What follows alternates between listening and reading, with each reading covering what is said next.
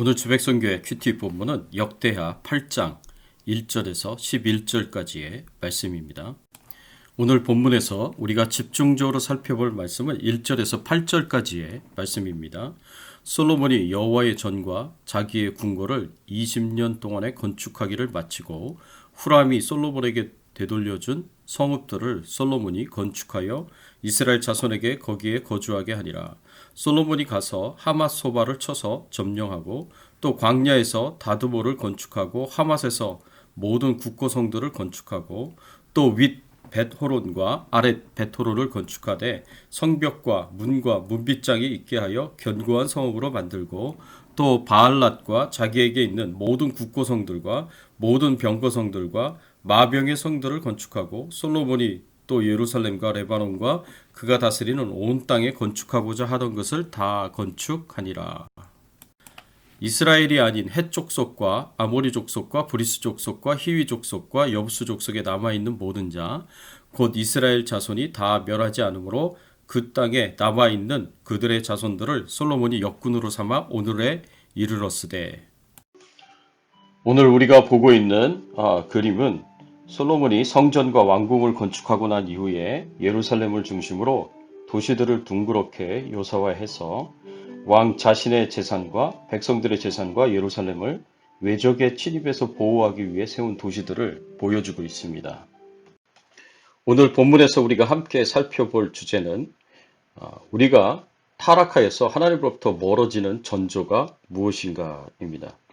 성전을 건축하고 솔로몬 자신의 왕궁을 건축하기까지 솔로몬 통치 전반기 20년 동안 솔로몬은 승승장구하고 또 탄탄대로의 성공적인 삶을 살았습니다. 그러나 후반기 20년은 상습 곡선에서 하향 곡선으로 바뀌는 인생을 살아갑니다. 그런데 본격적으로 하향 곡선을 타기 이전에 벌써 솔로몬의 인생에 있어서 타락의 전조를 보게 됩니다. 솔로몬의 타락의 전조를 통해서 인생의 하향 곡선을 타게 되는 근본적인 이유들이 무엇인가를 생각해보고 교훈을 얻기를 바랍니다. 첫 번째로 타락의 전조는 하나님의 말씀을 가볍게 여기는 교만입니다. 2절의 말씀에 보면은요, 후람이 솔로몬에게 되돌려준 성읍들을 솔로몬이 건축하여 이스라엘 자손에게 거기에 건축하게 하니라. 열왕기상 9장의 말씀을 보면 솔로몬은 성전과 왕궁의 건축을 20년 동안 마치면서 갈릴리 땅의 성읍 20개를 두로왕 히람에게 보상으로 줍니다. 두로왕 히람은 솔로몬이 20년에 걸쳐서 성전과 왕국을 건축하는 동안 거기에 필요한 자재를 백향목과 잣나무를 제공해 주었습니다. 그리고 금 120달란트를 제공해 주었습니다. 여기서 120달란트의 금은 금의 도량형으로 4톤이 넘는 무게이고 당시 노예 18만 명을 살 수 있는 거금이었습니다. 그리고 두로의 벌목자라는 역군들의 노동력까지 제공해 주었고 우리가 잘 알고 있는 녹기술자 히람과 같은 두로의 수준 높은 건축 기술자들을 제공해 주었습니다. 그리고 20년 동안의 이 모든 도움과 원조, 수고와 노력에 대한 보상으로 솔로몬은 갈릴리 땅에 20개의 성읍을 두로왕 히람에게 주었습니다. 그런데 히람은 이 성읍들을 둘러보고 가불, 즉 아무 쓸모없는 땅이라고 불렀습니다. 히람이 솔로몬에게 기대했던 것은 식량을 생산할 수 있는 농경지였는데 솔로몬이 히람에게 준 갈릴리 땅은 산지로서 농사를 짓기에 부족한 땅이었기 때문입니다. 이것은 솔로몬이 자기를 적극 도와준 두로왕 히람에게 신의 있게 행동하지 못한 것입니다. 두로왕 히람에게 큰 도움을 받았음에도 불구하고 자신만 이익을 얻었지 히람에게 준 도움에 맞는 보상을 제대로 하지 못한 것이 되었습니다. 그러나 더 큰 문제는 솔로몬이 갈릴리 땅을 두로왕 히람에게 넘겼다는 사실입니다. 비록 이 땅이 쓸모없는 땅이라고 하더라도 이 땅은 하나님께서 이스라엘 백성들에게 주신 약속의 땅 가나안 땅이었습니다. 이 땅은 이스라엘 백성들이 임의로 처분할 수 있는 땅이 아니었습니다. 이스라엘의 가나안 땅의 소유주가 하나님이시고 하나님께서 이 땅을 팔지 말라고 엄격하게 금하셨기 때문입니다. 레위기 25장 23절 말씀에 보면 토지를 영구히 팔지 말 것은 토지는 다 내 것임이라.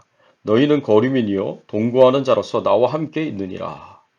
땅 주인이신 하나님께 묻지도 않고 하나님께서 분명히 하나님이 약속의 땅으로 주신 가나안 땅을 영구히 팔지 못한다고 말씀하셨는데도 불구하고 하나님의 말씀을 가볍게 여기고 갈릴리의 20개 성읍을 두로 왕에게 넘겨주었던 것입니다.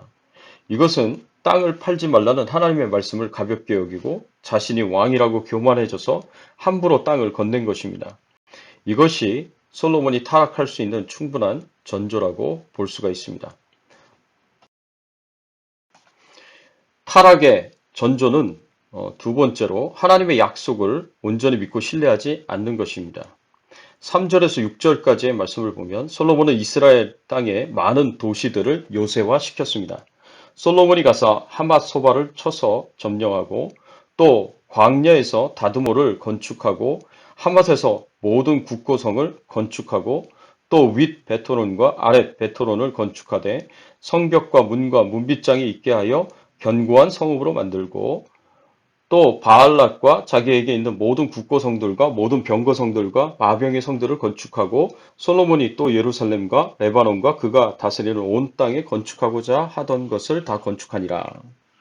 여기서 솔로몬이 건축한 여러 성들과 국고성들과 병거성들, 마병의 성들은 모두 이스라엘의 방어를 위한 성체나 요새들이었습니다. 솔로몬이 이스라엘의 많은 도시를 요새화시켜서 스스로 자신과 국가를 방어하려고 노력했습니다. 블레셋 군대의 공격에 대항하여 방어할 수 있도록 주 방어 요새로 예루살렘 주변에 게세를 지어 요새화시켰습니다. 또한 북쪽의 침입자들로부터 도시를 보호하기 위해 예루살렘 북쪽에 있는 하소를 요새화시켰습니다. 이스라엘 골짜기와 샤론 평야를 연결하는 주 무용로를 보호하기 위해 무깃도를 요새화시켰습니다. 또한 솔로몬은 수많은 다른 중요한 도시들을 요새화했습니다. 그래서 이렇게 나라를 빙 둘러서 방어선을 구축하여 예루살렘과 자신의 모든 재산들을 보호하려고 했습니다. 그런데 아이러니한 일은 사실 솔로몬에게는 적들이 없었다는 사실입니다.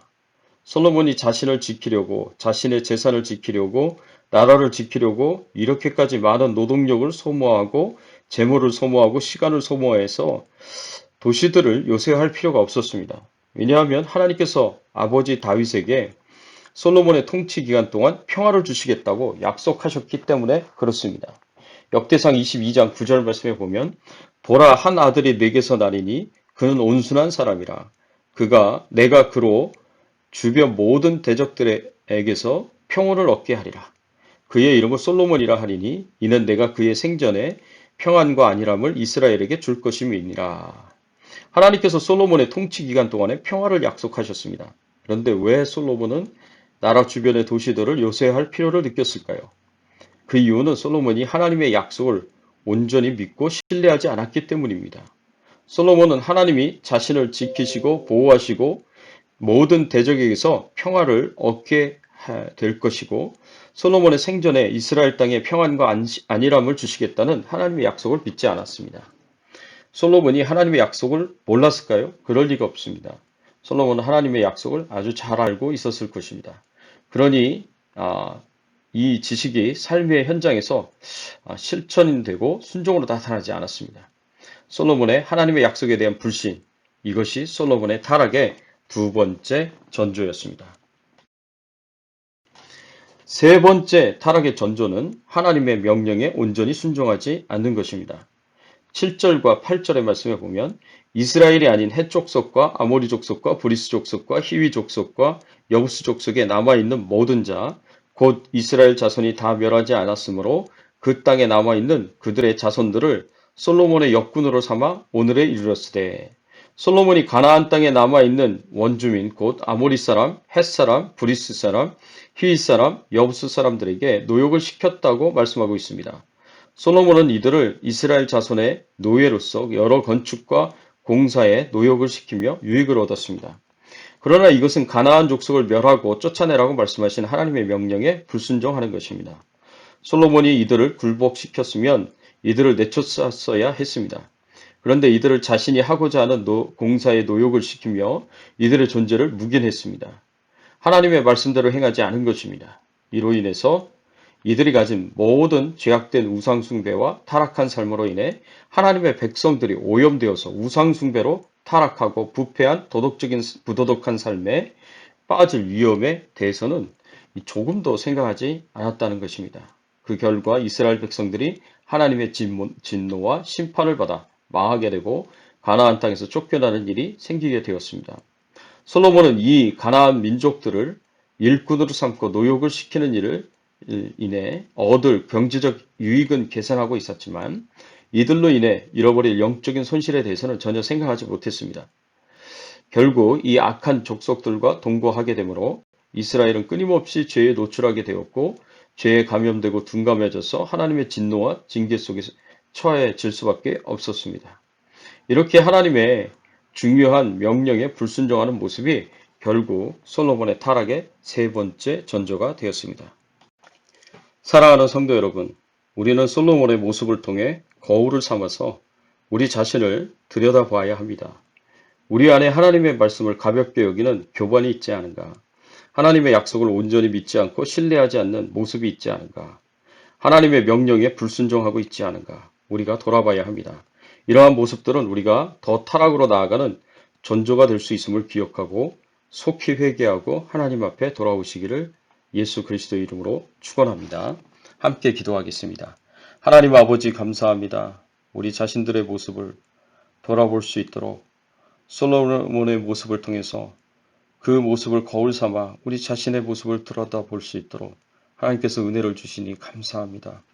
하나님, 우리가 살다 보면 하나님의 말씀을 가볍게 여기고 하나님의 말씀을 불신하고 또 불순종하는 우리의 삶이 있을 수 있습니다. 하나님 용서하여 주시고 하나님, 저희들이 하나님 말씀을 두렵고 떨리는 마음으로 지키게 하시고 순종하게 하시고 주의 뜻을 따라서 온전하게 믿음으로 살아갈 수 있도록 하나님 은혜를 베풀어 주시옵소서. 코로나19 바이러스로부터 우리 모든 교회 식구들을 지켜주시고 또 생업을 지켜주시고 또 질병 중에 연약한 가운데는 우리 성도님들을 강건하게 해주시기를 간절히 바라옵고 소원하옵고 오늘 하루도 주님과 동행하는 하루가 되기를 축복하여 주시옵기를 소원하오며 예수 그리스도의 이름으로 간절히 기도드리옵나이다. 아멘.